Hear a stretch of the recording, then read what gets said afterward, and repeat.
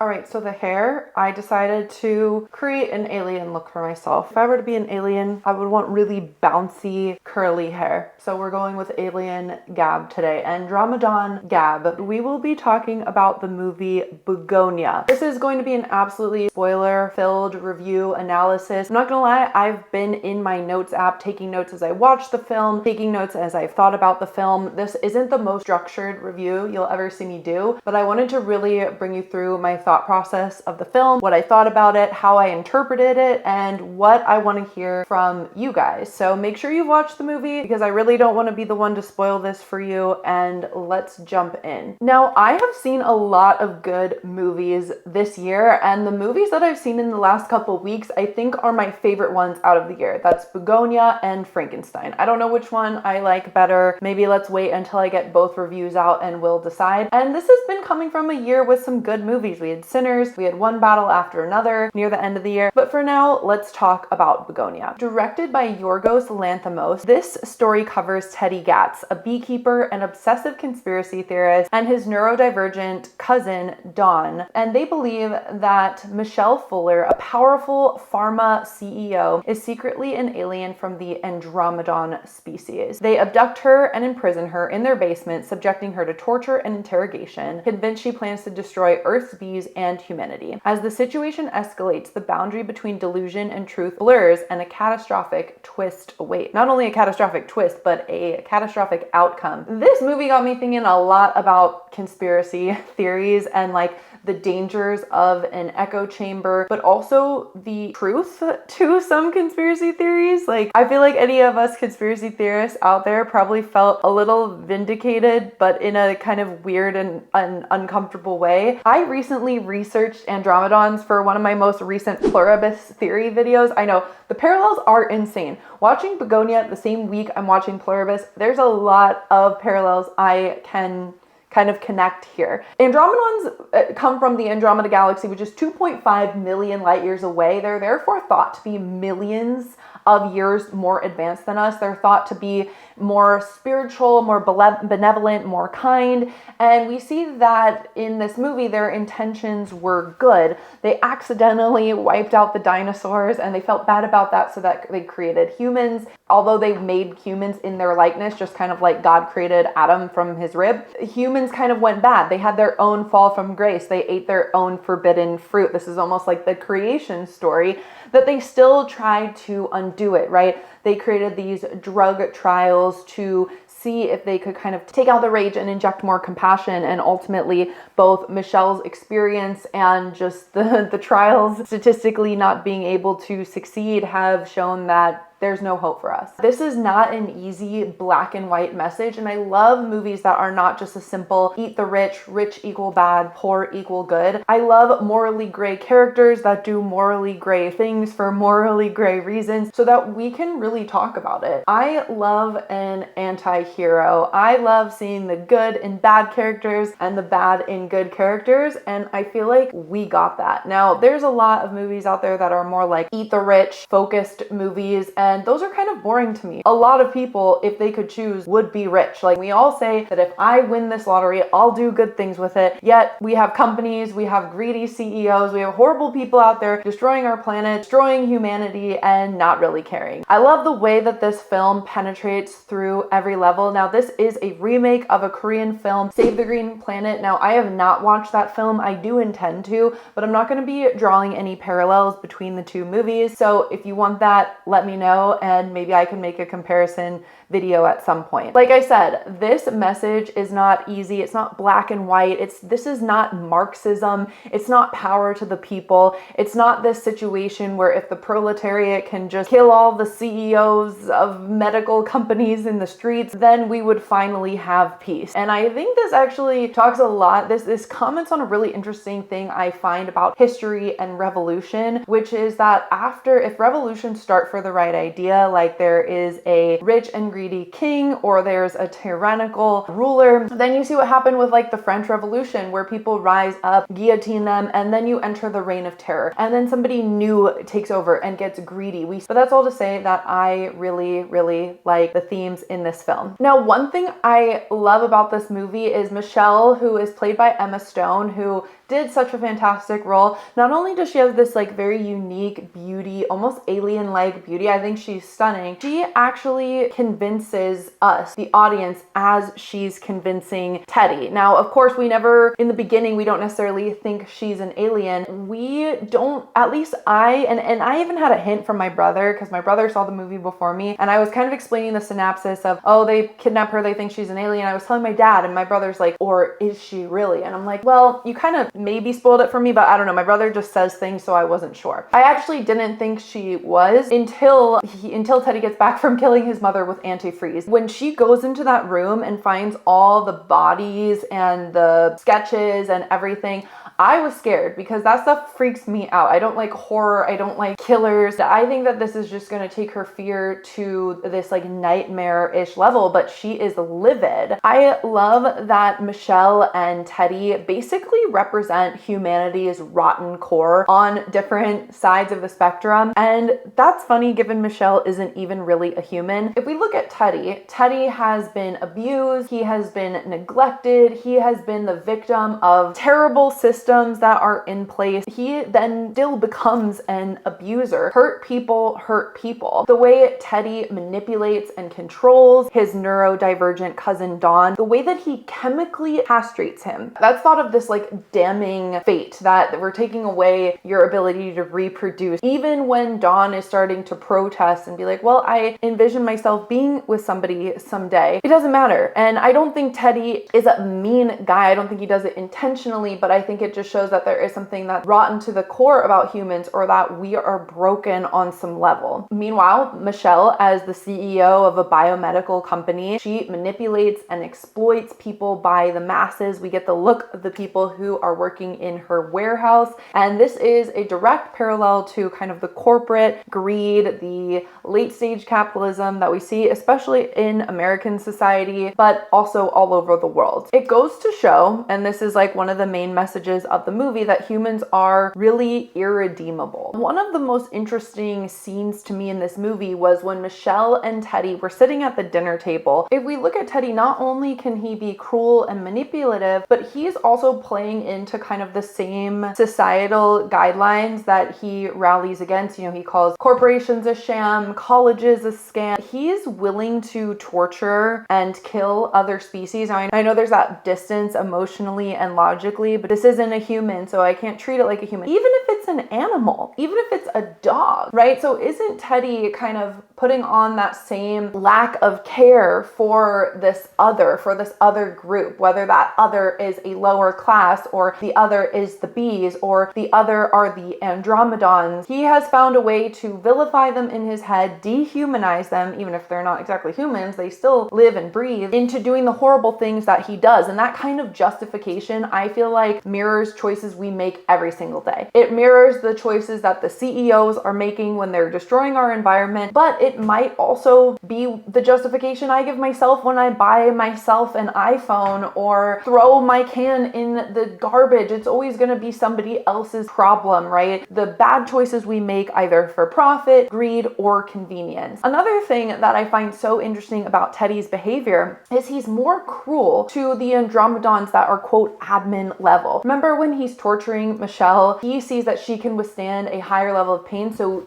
he knows that she must be royalty, she must be up there, she's important, and he immediately takes off her straps, he puts her in his mother's dress, which is quite sacred, he allows her to eat at their table. That just shows that he has the same attitude that the people in control have. So is it about class, or is it about control? Is there truly that irredeemable kind of broken law within humankind? Oddly enough, it's Teddy's treatment of Michelle that makes her pop the bubble on humanity, that there is no hope, that you think even somebody who has been abused by the system, downtrodden, if there's no shred of empathy, of care, then yeah, what's to say there would be any of that in any of us? And I find it very interesting that the kind of third character who doesn't get to say much because he's told to shut up, Don, actually seems to be the most empathetic and compassionate, even if he can't always communicate in the way that he wishes. He cares for Michelle when she's under duress. He cares deeply for his cousin. He loves his cousin. He loves his family. What does it say that the one person who seems to be good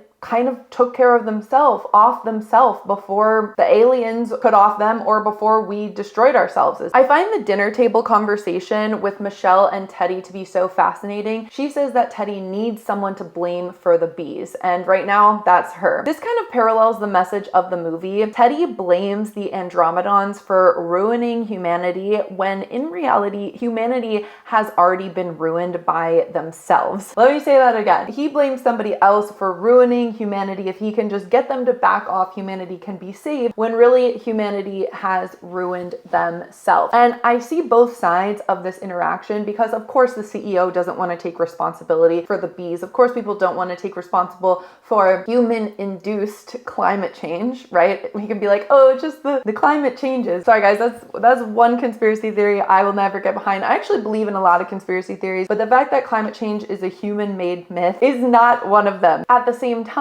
will people who always have somebody else blame or something else to blame kind of take away their own agency? And I see this parallel, of course, with the original film, Save the Green Planet. Even though I haven't watched it, I can tell by the title and the bees and the parallel of we are all contributing to the destruction of our planet. We are all contributing in one way or another to the decay of humanity. And pretty bleak if you just follow that thought through to the end of it's all just F. Another very interesting kind of journey that we went on is Michelle, her explanation for why Teddy is acting the way he is, and the fact that we as the viewer, as the audience, kind of get on board. I think it just is this like weird meta thing about how good of a job she's done as an Andromedon. So Michelle starts with this explanation that Teddy has been in an echo chamber, and that's like one parallel that I think we can really put into our society. We are so divided, guys.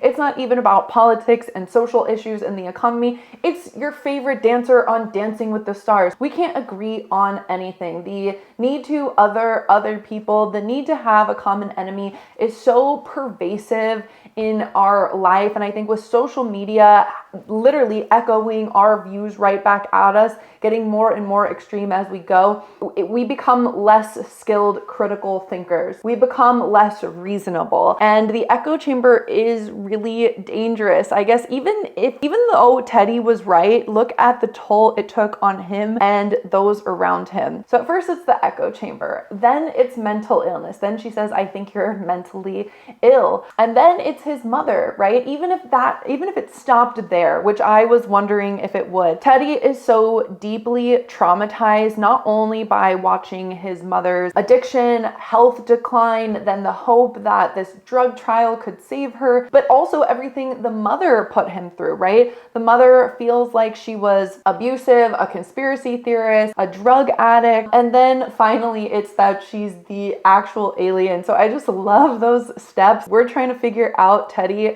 just as Michelle is telling Teddy who he is. Is it all part of Michelle's job to be a convincing human, or is part of the reason she ultimately decided to pull the plug on humankind is that because she became more of a monster the more she became human, right? She plays that picture perfect CEO to a T, whether it's like the fake empathy, the corporate speak, the political correctness, the leave at 5, but also don't leave at 5. So I wonder how much of herself has felt infected with humankind and she felt almost like dirty, like she needed to clean it off, and that informed her decision to pop the bubble, or if she just had to do this in order to kind of push through to the greater good of potentially making the drug trials work. A lot of people wonder if the end was a metaphor because it was so tonally and stylistically different from the rest of the film. Was she an alien or was she not? And kind of this idea that it really doesn't matter at the end of the day, because if she wasn't an alien or was, it wouldn't have changed anything. We are still doomed and our fate is written in the literal stone stars. I like the idea that she's actually an alien, and the truth that she was telling in the last kind of third of the film were true. We know she does hit her head when that bomb goes off, and so maybe it was all a dream. I don't really like to think about it that way. I do hope that if humanity's destruction is near, that we can all just drop dead peacefully whilst making love or laying by the beach, rather than in this kind of apocalypse, fire, plague, sickness, and violence. I think that's the kindest way to end us. And then the idea that the dogs would live on, although let's be real, my dog would not live on. He would not be able to. He'd be so sad that I was gone that he would just not know what to do with himself. This film was absolutely beautifully shot. This kind of insanely huge score that kind of went over this like sticky, muggy, I think they're in Atlanta, just small town. I'm from Ohio, and it reminded me like that it could have been there as well. Just this nameless American town. The scene was set so perfectly with this like crazy score. The inclusion of the cop being somebody who sexually abused Teddy, I think definitely serves to make Teddy's character a little more sympathetic. Also, this idea that hurt people. The way the cop was trying to explain himself while still kind of hit on Teddy just made my skin crawl, in the same way that seeing human body parts in jars just makes your skin crawl. If you're rooting for Michelle in this, like if you don't want to see Michelle get tortured, which I did not want to see her get tortured. I know she's not necessarily our hero, but I just don't want to see torture. I wanted them to reach an understanding. I always want a happy ending, guys. Like no matter what, I'm always looking for a happy ending. But when you see the cop, you're like, okay, maybe the cop can get Teddy and we can sort something out. Then you realize, one, the cop is like completely incompetent and also a very messed up person, and is just so obsessed with talking to Teddy that he probably overlooks anything weird. And even if he did have to quickly grab his gun and go run, I'm pretty sure Teddy, with all his vast amounts of training, would be able to outrun him and hit him in the head with a shovel and do away with him. I think it also speaks to authority on how there isn't really anybody we can count on. There is nobody that is coming to save us at the end of the day. Teddy was both abandoned by his father, and then his mother was wrapping him in tinfoil, filling his brain with these crazy stressful things. And then the dreamlike sequences, the black and white, it really does feel like this persistent nightmare of his childhood, whether there was this abuse that he can kind of sense but can't name, if you've ever had a family member who struggles with addiction, this kind of like surreal type of behavior and speech pattern where you're not sure what's real and what's not, the kind of floating, the prolonged coma. It was so fascinating. And I think it's this idea of like, there is no one coming to save us. And the only people that could save us, the Andromedans, have failed because we failed our test. Because we just suck at the end of the day. There's really not a lot of hope there, but I love this movie. One thing that I forgot to say on another subtle watch, you really see that when Teddy covers Michelle with the hydro antihistamine cream, it really does kind of weaken her temporarily. Like she doesn't have as much energy. So all those little hints are so fun to look back at. And when he finally brings her to dinner, he's like eating his spaghetti so like French style with the fork down, and then he ends up like shoveling it the angrier and angrier he becomes, which just shows that we can all act like we're someone else, but we're really just kind of motivated almost by our trauma or our instincts, or maybe it's fate. Anyway, just had to pop back in and say that. Perhaps I'll do a little bit more of a structured review with like themes and maybe compare it, maybe watch Saving the Green Planet. But for now, I just wanted to chat. What did you think of Bugonia? Could I be an Andromedon as well? I love just how bizarre they are in their like wool little larva type things. Anyway, guys, maybe we could just let this serve as a reminder to be more like Dawn. Let's be a little kinder, more compassionate, and maybe that could incrementally make the Andromedans not pop our bubble. Special shout out to my Waffle Party VIP members. Thank you so much to Bo Dierker, Dolores Abernathy, Jim Rodney, Matt Winbury, Chris Bezeski, Daniel Ariano, and Marlon Yamzon. Thank you to all my other Patreon supporters. Be sure to check out my other videos. I'm reviewing Pluribus in great depth for season 1, and I will see you next time. Thank you so much. Bye.